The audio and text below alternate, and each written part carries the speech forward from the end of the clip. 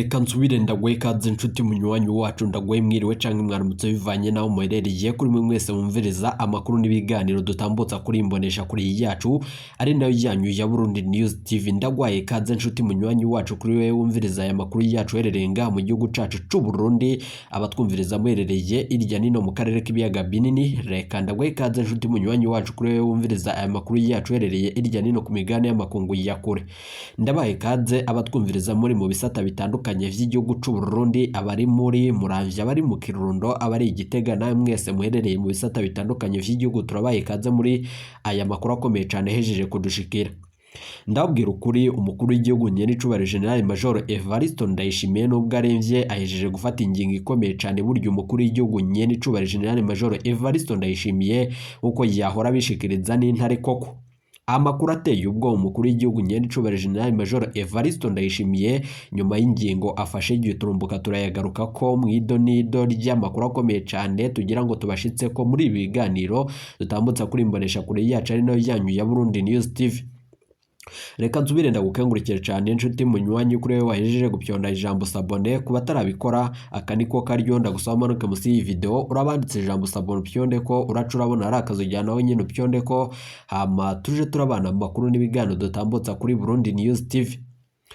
Aya ni amakuru avurwa muri politiki, umutekano n'agateka kazina muntu mukayatorizwa n'umugwa wamenyesha amakuru akorera mu karere k'ibiyaga binini n'abandi bakorera nga mu gihugu cacu c'u Burundi, tukayatambutsa mu biganiro vya misi yose atosoye kandi ameze neza. Ingingo nkuru turazifatira ku makuru akomeye cane hejeje kudushikira nga mu gihugu cacu c'u Burundi, nyuma yuko ibihanganye vyibonekeje kandi bivugwa yuko vyoba vyarahaye umukuru w'igihugu Nyenicubahiro General Major Evariste Ndayishimiye, mu gihe bidategerezwa yuko umukuru w'igihugu Nyenicubahiro General Major Evariste Ndayishimiye yofata ingingo ikomeye cane na cane yo gukura umushikiranganje wa mbere Gervais Ndirakobuca batazina ndakugarika, ari nawo bikekwa ko yoba yarakoze amabi ateye ubwoba. Aka kanya Reverien Ndikuriyo yoba ari mu yabira nyuma yuko umukuru w'igihugu Nyenicubahiro General Major Evariste Ndayishimiye afashe ingingo giturumbuka.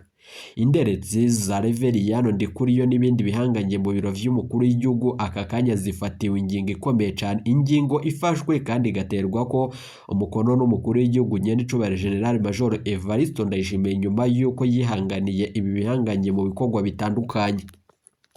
Aka kanya ibikurikiyeho vyoba ari ukubakura mu burongozi bw'igihugu c'u Burundi na cane uyu munyababanga mukuru w'umugambwe uri ku butegetsi wa CNDD-FDD afashanya na General Prime Niyongabo nubwo kuri ubu ngubu atavyemezo bihari. Hari amakuru akomeye cane tugira ngo tubashitse ko yose idonido bikaba mu nyuma z'uko hari inama giturumbuka yarayibaye kandi ikoreshejwe n'umutambukanyi w'umukuru w'igihugu Angel Ndayishimiye Ndayubaha. Iyo nama yari yitabiriwe n'ibihanganye bitandukanye nga mu gihugu cacu c'u Burundi, nyuma yuko yashikirije ijambo rikomeye cane bimwe mu bihanganye ko abibonekeje mu karwi ko kugandagura umukuru w'igihugu Nyenicubahiro General Major Evariste Ndayishimiye bose bacabwa batabwa mu mvuto. Hari amakuru dufise tugira ngo tubashitseho aka kanya. Hari inderetsi zarungitswe mu biro vy'umukuru w'igihugu Nyenicubahiro General Major Evariste Ndayishimiye vyahora kandi zahora zitororokanya amakuru mu biro vy'umukuru w'igihugu. Akibazwa imvo ituma ivyavugiwe mu biro vy'umukuru w'igihugu kuri ubu ngubu bisakara kandi bigakwiragira mu bisata bitandukanye mu burongozi butandukanye mu gihugu c'u Burundi.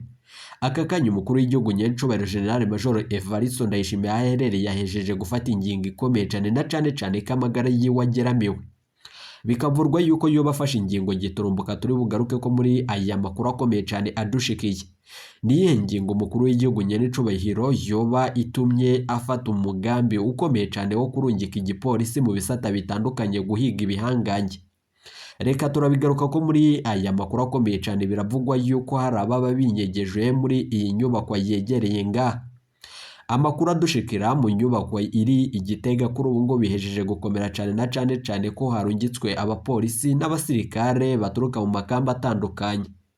Hari abapolisi bashika 5 bakuwe kwibarabara, bakuweyo bakaba bajanywe ahantu hakomeye cane mu kumvo z'umutekano ukomeye cane. Reverien Ndikuriyo yobazi ivy'uyu mugambi nyuma yuko nawe yibonekeje mu karwi ko kuba yatangaza yuko arakwiye kandi ategerezwa gusubirira umukuru w'igihugu vy'imfata kibanza. N'ayandi makuru tubandanya tubashitsa ko muri ibiganiro vy'amakuru dutambutsa kuri imbonesha kure yacu ari nayo yanyu ya Burundi News TV. ngaha mu gihugu cacu c'u Burundi bijanye na politiki birahejeje kuba ibisetso na cane ibiriko birakorwa mu mugambwe uri ku butegetsi wa CNDD-FDD nyuma yuko ibihangange bifata ingingo ikomeye cane n'umukuru w'igisoda ngaha mu gihugu cacu c'u Burundi. Wabuze ibijanye n'umugambi wo gukura inzahabu muri Repubulika Iharanira Intwaro Rusangi ya Kongo canke ayo makuru mwarayinyegejwe? Reka tugaruke tuyegeranya kandi tuyabashitse ko yose idonido. Bikaba mu nyuma z'uko amakuru yacu reka tuyatangurire ku makuru akomeye cyane avurwa ngaha mu gihugu cacu ciza c'u Burundi. Bibaye mu nyuma z'uko ku munsi w'ejo haheze urumuri rw'amahoro ruri mu ntara ya Karusi kuva kuri uyu wa gatandatu uheze rwavuye Igitega hama Buramatari Venant Manirambona aruhereza uwurongoye intara ya Karusi. Urumuri rw'amahoro rwaciye rumurikira ibikorwa vyo gusubira amabarabara none no gusasa ikariyeri mu makomine ya Shombo, Nyabikere ku mutumba itandukanye. Urumuri rw'amahoro rushitse ibuhiga rwamurikiye ibikorwa vyo kubaka ikibuga c'inkino kiriko cubakwa ibuhiga. Aho hose uwurongoye intwara rumuri Epipode Baranyikwa yashikanye akamanyi yarukuranye kandi n'umukuru w'igihugu nyene cubara General Major Evaristo Ndayishimiye mu ntumbero yo gushikira ibikorwa biriko birarangura ku rwego rw'amakomine n'intara. Yarabahimirije kandi bakwiye kwijukira kurima ibiterwa njabukamazi nk'amavoko, ikawa n'ibindi bitandukanye. Nayo ayandi makuru akomeye cyane yeje kudushikira nuko bimwe mu bihangange bidashigikiye ibi bijanye no kuba batembereza urumuri rw'amahoro nyuma yuko agateka kazina muntu no mu butungane atakiriko kirashitswayo.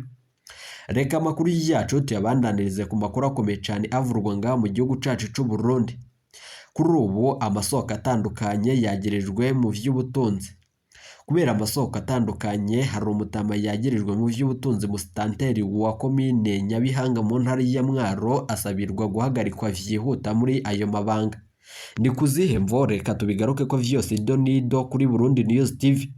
Inama ya komine yakoranye kuri uyu wa 24 uheze Munyonyi umwaka wa 2023.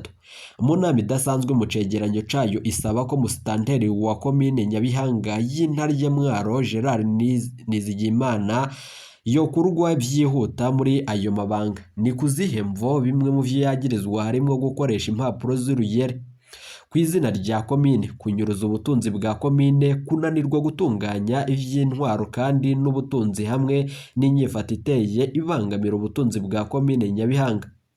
Inama ya komine musaba gusubiza mu maguru masha amafaranga imwagiriza ko yoba yaranyuruje ko atayasubije komine. Bitoba ivyo ivuga yuko izokwitura ubutungane. Nayo ayandi makuru akomeye cyane atangaje mu gihugu c'u Burundi bibaye mu nyuma z'uko indege ya Kongo yarizanye ikiziga c'umusirikare w'u Burundi hamwe n'abandi bakomeretse yarihenze kuri ubu ngubu mu kibanza irwiramwo. Iyo ndege yoba yarihenze kuzihemva. Bibaye nyuma yuko amakuru akomeye cyane heje kudushikira nyuma yuko kuri ubu ngubu leta y'u Burundi yarungitse abasirikare b'u Burundi muri Repubulika Iharanira Intwaro Rusangi ya Kongo.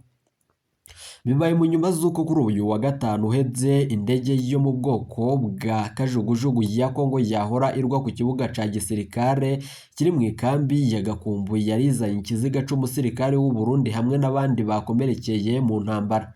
Yari mu ntambara yari bahuje n'umwari wa M23.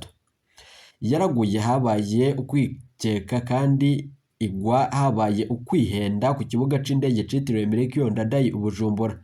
Ivyatangaje abantu benshi bakorera ku ico kibuga c'indege ca Bujumbura kuko ngo batari bamenyereye kubona ivyo vyahashikiye. Ivyo ni bice vyo bavyarahashikiye. Reka tubigaruke ko muri aya makuru akomeye cyane yeje kudushikira.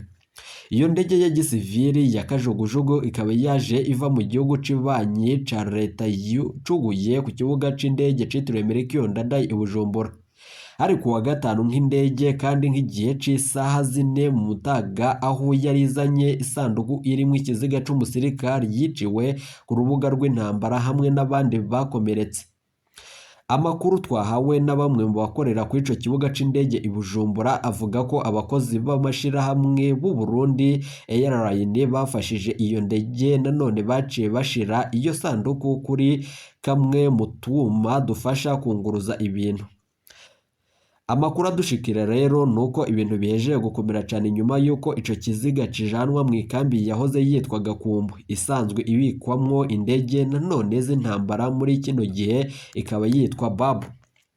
Bikaba mu nyuma z'uko abasirikare 4 bakomeretse bazanywe n'iyo ndege baciye burizwa imodokari nanone yishiramwe Burundi Airline baca bajanwa aho nyene muri iyo kambi ya gisirikare.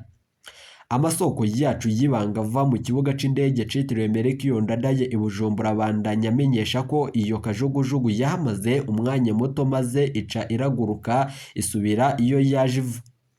Ayandi makuru biravugwa yuko abakorera mu ico kibuga c'indege ca Bujumbura bamenyesha ko iyo ndege ya Kongo yaguye kuri piste nanone ya gatatu biturutse ku kudahuriza hamwe kandi no kudatahurana neza mu guhanahana amakuru n'abakozi bakora ku gisata co kuyobora indege. Amakuru akomeye cyane rero nuko bamwe mu basirikare bavuganye na UBM niyo zibemeza ko indege kandi hari n'abasirikare bacu kubw'amasoko yacu muri Burundi News TV bikavugwa yuko abo basirikare bavuganye na Burundi News TV bemeza yuko iyo ndege zose zijanye ibikoresho vya gisirikare canke zifasha ibijanye mu butabazi zikaba zirwa ku ikambi ya gisirikare ya Gakumbu ibikwamwo indege hamwe n'ibindi bikoresho vyo mu ntambara. Biravugwa yuko habayeho kwihenda kuzihemvu. Reka turaza kubigaruka ko muri aya makuru akomeye cyane. Gusa murazi ko birashoboka cyane kwihenda mu bijanye na gisirikare nyuma yuko leta ya Kongo iriko irakorana n'igihugu cacu ciza c'u Burundi. Amakuru turonka abamenyesha amakuru bacu bariko baragera amatohoza ku bikorwa bitandukanye biriko birakorerwa muri Republika Iharanira Intwaro Rusangi ya Kongo. Biravurwa yuko abasirikari bacu b'u Burundi barungitswe ku mvo z'umwumvikano hagati y'umukuru w'igihugu Nyenicubahiro General Major Evariste Ndayishimiye n'umukuru w'igihugu muri Republika Iharanira Intwaro Rusangi ya Kongo Felix Antoine Tshisekedi. Biravugwa yuko amakuru akomeye cyane yeje kudushikira abo basirikare nk'uko bahejeje kugaragaza umubabaro. Biravugwa yuko abo bajana ku rugamba kuri batabari abasirikare. Barababazwa cyane yuko bajana ku rugamba n'abasivili bita ba Wazalendo. Amakuru akomeye cyane ahejeje kudushikira nyuma yuko ibintu bikomeye cyane turabigaruka ko muri iri donido ry'amakuru tubandanya tubashikiriza. Umusirikare umwe yavuze yuko bafise ubwoba bukomeye cyane nyuma yuko Wazalendo bajana ku rugamba ija ku rugamba irangije guhabwa itegeko rikomeye cyane yuko iguhiye kwica umututsi wese. Ivyo byose ntibikuye na cyane yuko uwo musirikare asigura ko abasirikare b'u Burundi bavangavanze.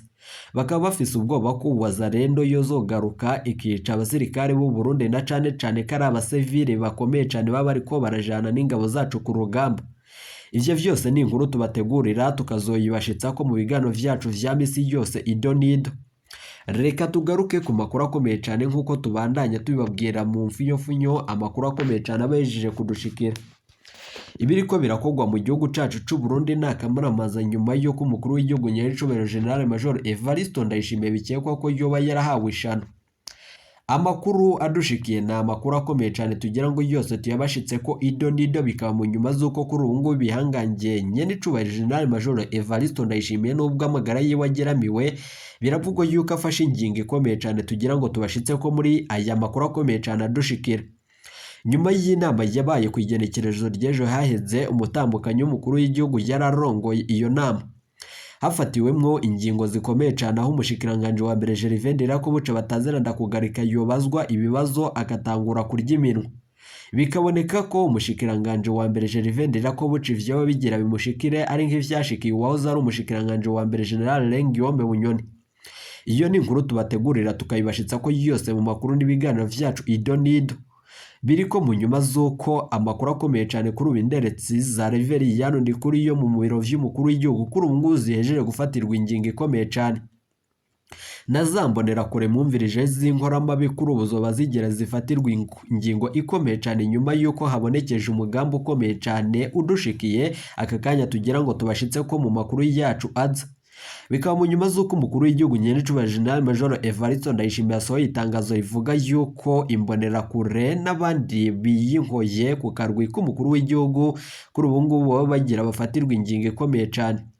Igihangange Reveriyano ndi kuri yo nyuma yuko abacu batawe mu mvoto. Biravugwa yuko ari inderetsi za Reveriyano Ndikuriye mu biro vy'umukuru w'igihugu aka kanya zitawe mu mvoto kari zibiri. Ikavugwa yuko bamwe mu basoda n'abandi mu bapolisi kuri ubu bariko barakora amatoza ku vyerekeranye n'abandi, na cane cane ko hari zipfungiranye mu nyubako iherereye ngaho i Gitega. Amakuru dufise nyuma y'itangazo rikomeye cyane umukuru w'igihugu Nyenicubahiro General Major Evariste Ndayishimiye ashira ahagaragara, turaza kuyagarukako muri rido nido ry'ayandi makuru yacaza. Reka nsubire ndagukengurukire cyane, turaza kugaruka tubashitsa ko amakuru ajanye na General Prime Niyongabo nyuma yuko iyo bahejeje gusaba igisoda ko cotangura imigumuko, na cane cane ko umukuru w'igihugu nawe yo batanguye gufata ingingo ikomeye cyane. Icoba ni cose kuri General Prime Niyongabo, na cane cane ko bitegerezwa yuko arakwiye gusubizwa na Keri Nkurunziza umuhungu w'umuhisi Petero Nkurunziza, nyuma yuko vyaboneka ko Keri Nkurunziza ari we ariko arakorana n'umukuru w'igihugu. Kandi nanone ndabibutse ko vyo buboneka ko umushikiranganje wa mbere Gervais Ndirakobuca batazira ndakugarika nawe nyene ari we ariko arakorana n'igihangange General Prime Niyongabo. Politike nga mu gihugu cacu c'u Burundi hesheje gufata iyindi ntera, tugira ngo vyose tuze kubigaruka ko mu buryo burambuye ido nido mu yandi makuru. Reka ndagukengurukire cyane inshuti munywanyi twabanye muri aya makuru n'ibiganiro dutambutsa kuri imbonesha kuri yacu ari nayo yanyu ya Burundi News TV. Iteka umunezero nivyo tubipfuriza, nizere ko aho uri herereye hose kuri ubu ngubu umerewe neza, kandi ndagukengurukire cyane inshuti munywanyi kuri we wumviriza aya makuru yacu herereye irya nino ku migabane y'amakungu ya kure, abatwumviriza muherereye irya nino mu karere k'ibiyaga binini. Iyi ni Burundi News TV.